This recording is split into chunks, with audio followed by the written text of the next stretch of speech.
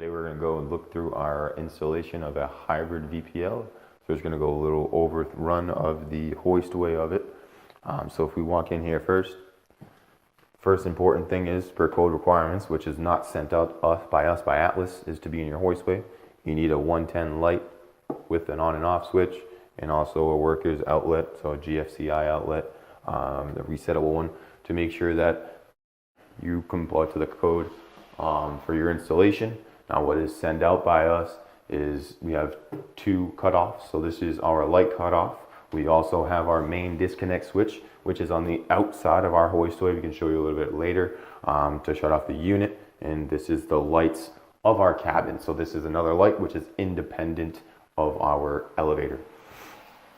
The other thing we have here is a pitch switch. So it's directly in our security line with our elevator. So if we hit this button, all the power cuts off and we are not able to use or operate the elevator. Once we come in, the AC power comes in to our chargers here. So the AC power is only used for these chargers actually in our unit. The whole entire unit is DC powered. So we can see that they're wired up here through our disconnect, and then they go directly to each battery. So we have one charger per battery to make sure we got a nice balanced charge. And then what we're going to go do is we're going to go through the cabin upstairs so we can show you a little bit more of the adjustments in the switches in there.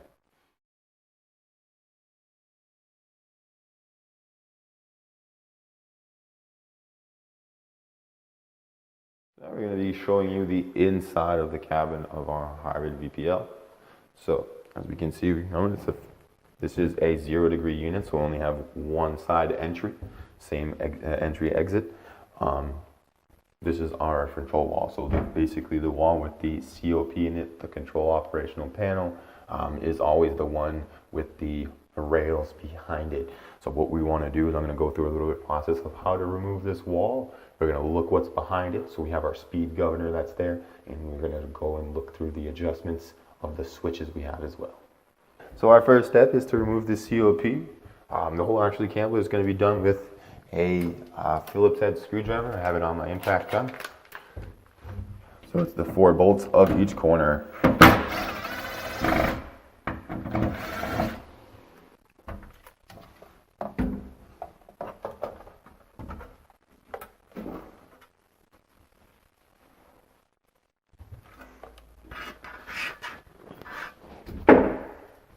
So the next step is to remove the wall, which we have 2 angles on each side, a remaining of 6 bolts. We're just going to remove them with the same Phillips head screwdriver.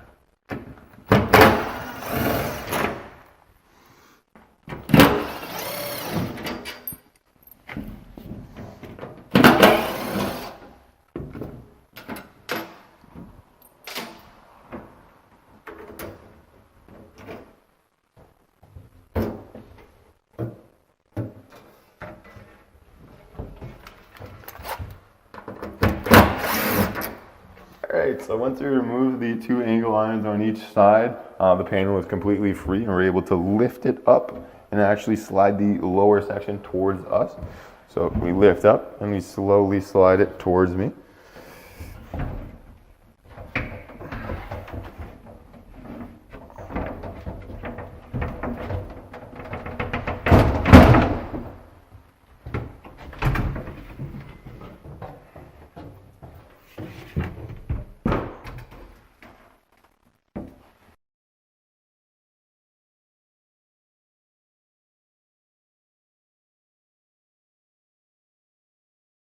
So since we removed the front wall, this is what we see. It's basically the inside of our Hoistway earlier. I unplugged my COP. If you need to operate the unit without the front wall installed, you need the COP to be plugged in for the safeties in the cabin. So we have our brake switches, our slack cable switches, and our emergency stop. So they all need to be wired up for the elevator to be safe to move. So if it's not plugged in, the elevator is not going to work. So that's the first thing. The second thing we want to look at is our switches that we have for our landing switches. So the first switch that we're going to look at is the door zone switch. So we have 1 door zone per landing. That is the switch that is fixed on the uni-struck of the unit, and it activates on a 4-inch cam that follows and travels with the cabin. So with the cabin that goes up and down, that's the 4-inch cam that activates that switch. And then we have the other switch that's underneath it, which is our landing switch, our stop switch. We call it LSE. That switch is activated by the cam of the door zone. So once the door zone is center of its 4-inch cam, we need to make sure that that's when the landing switch activates to stop the unit at the right height. The door zone switch adjustment, the most important part is the intermediate levels. Since we go up and stop on a landing and go down to stop on a landing, if you're not center of that 4-inch cam, you may have a little bit of distance between the stops to get out of your landing. So just make sure that that door zone switch is center when it stops on the stop switch. Like I said, the LSE switch, once that one activates, it stops. So once it's center and it stops on the right switch, you should be dead center of your landing.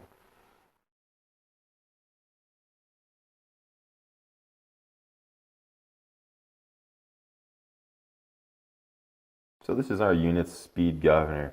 What this is here for is to maintain the right speed of the elevator. So if the elevator were to free fall or to go faster down than it's supposed to, this speed governor will trip and actually engage this bar here to engage the brakes into the rails, and that completely locks the unit into place and stops it from going down. Once that is complete, so like I said, you go through this strap here, and it's attached to a switch. So even if this cable were to break, the switch will fall down and activate this switch to turn off the power of the elevator. The strap in the speed governor travels up and down with the cab, so we can understand that it turns all the time throughout the travel, and if it speeds up, that's when it'll open up and engage the brakes for the unit.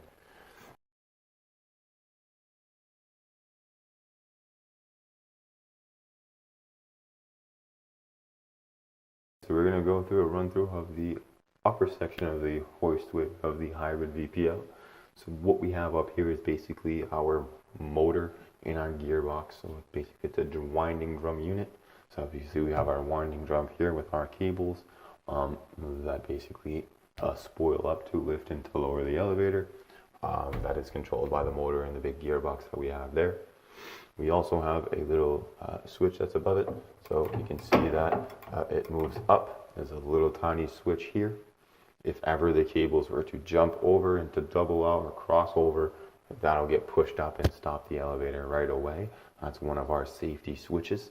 The motor up here basically has a big brake on it. This brake is electrical brake. So it's automatically disengaged and engaged when the power of the unit is given. The way to test the brake is to actually just pull on it, and as I can see, my unit slowly starts to come down on it, release the brakes, so we can know that the brake is releasing. If it is a brand new unit and a brand new gearbox, it's not going to go down as quick. You have to brake in the gearbox before. So pulling on the brake and just turning it with a wrench on the tip of the motor that's left to see if at least the motor is truly releasing the brake. Once you brake in the gearbox, you'll be able to release the brake and the unit should come down once it gets broken in.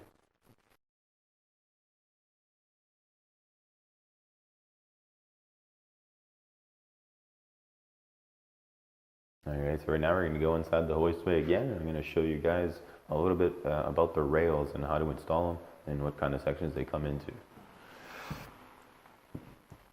So left and right section of the rails always come pre-assembled. As of now, the newer units, they come at 8-foot sections with these crossbars that are always holding these together.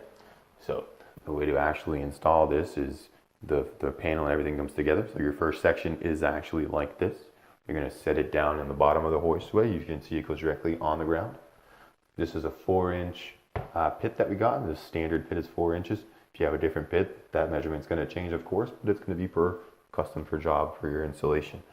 The way that we need to make sure that this goes plump on the wall, you have your measurements to make sure you're center with your beams and that your motor is center plump up top of your hoistway. You can see here that we shimmed to make sure that the rails stay 100% plumb all the way down the hoistway.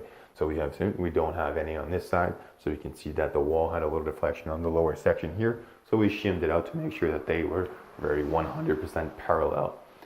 When we come to put the second section on top, all we have to do is mount it. So we have mounting pins, two sections right on top of each other, and then we're able to mount our lag screws right as so inside of the rails. It is okay that they're not flush. The wheels go behind it and they do not touch. So you can kind of see that there's marks where the rails go and that this section is clearer, so the bolts have ample enough of space to not be in the way of the rails and the wheels.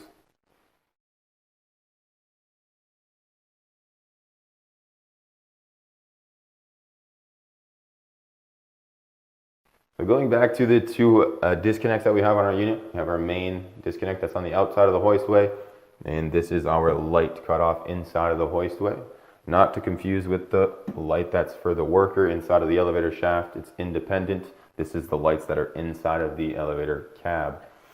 When we shut off the main cutoff, it's important to always shut off this cutoff as well, because we don't want to drain the batteries. Once we shut off the power from the main cutoff, the lights in the cabin automatically turn on, and with no charger, the batteries will drain. It's always important to come in here and shut that off if we turn off the power of the unit.